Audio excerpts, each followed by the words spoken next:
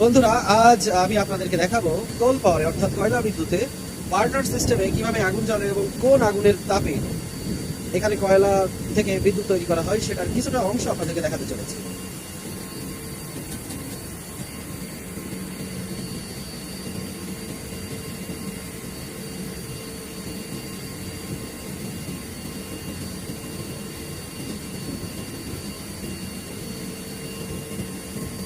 যাই হোক, দেখতে পেলেন আপনারা আসলে যে বিশেষ জিনিসটা এখানে রাখা আছে এটা নাম হচ্ছে বার্নার।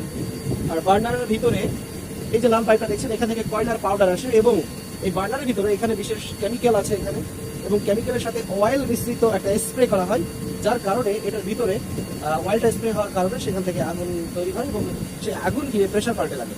আর প্রেশার পাল্টে লাগার কারণে প্রেশার পাল্টের ভিতরে থাকা পানি ফুটতে থাকে এবং সেখান থেকে একটা জলীয় বাষ্প তৈরি হয়, যে বাষ্পটা টারবাইনে গিয়ে টারবাইনকে ঘোরাতে সহযোগিতা করে।